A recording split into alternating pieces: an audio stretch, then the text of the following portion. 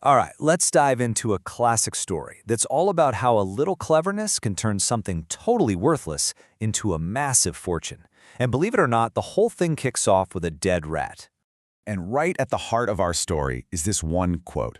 It comes from a super rich merchant, and it's a pretty bold claim.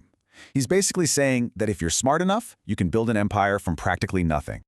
Okay, so before we can get to the millions, we really got to understand where our hero's coming from. And let me tell you, his starting point isn't just zero. It's way, way worse than that. He's literally starting with an inheritance of misery. So picture this. We're in the city of VIII, and we meet this young guy, Ratnanka. And he is in a really, really tough spot. He's deep in poverty. But here's the kicker. It's not because of bad luck. Nope. It's all because of his father, a guy named Madananka, who just threw away everything the family had. Yeah, the root of all the family's problems was his dad. To put it simply, he was a total vagabond. So what's a vagabond exactly? Well, you can see the definition here. It's someone with no home, no real job. They just kind of drift from place to place. And that was the tough hand Ratnanka was dealt from the very beginning. And you think that's bad? Oh, it gets worse. One day, Madananka just absconded. He took off, leaving his own mother and his wife, who, by the way, was pregnant with Ratnanka at the time. And abscond is such a perfect word for what he did. It means to just vanish, right? To sneak away and escape. He straight up abandoned his family, leaving them with absolutely nothing. So you've got this really grim backstory, right? How in the world does someone like Ratnanka turn things around? Well, it all starts with a very weird promise and an opportunity that's, frankly, even weirder. With no other options left, Ratnanka's grandmother practically begs him to go see this well-known rich merchant, Yakshadatta, for help. All she was hoping for was that he could find some way to just eke out a living. And that phrase, eke out, it's so fitting here. It means you're just scraping by, right? Earning just enough to survive. That was the absolute best they could hope for. So Ratnanka goes and finds the merchant, who's just out for a nice, casual stroll. He lays it all out, how desperate he is asking for a loan, but the merchant, he doesn't pull out any money. Instead, he just points to a dead rat lying on the street and says, "There, that's your capital. That's what I can give you."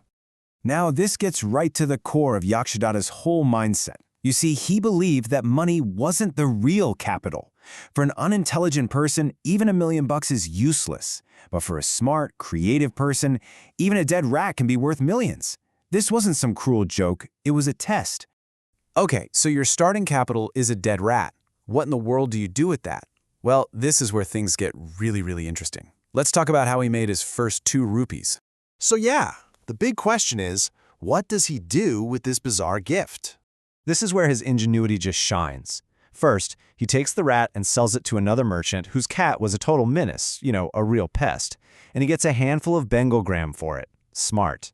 Then, he soaks the gram, finds some thirsty woodcutters, and gives them the gram and some water. In return, each woodcutter gives him 2 pieces of firewood. Finally, he takes that whole pile of wood and sells it in the city. And what does he get from all that? 2 rupees. I mean, it's not a lot, but it's everything, right? It's proof. He literally created value out of thin air. Well, out of a dead rat. But Ratnanka wasn't stopping at 2 rupees. No way. He was just getting warmed up.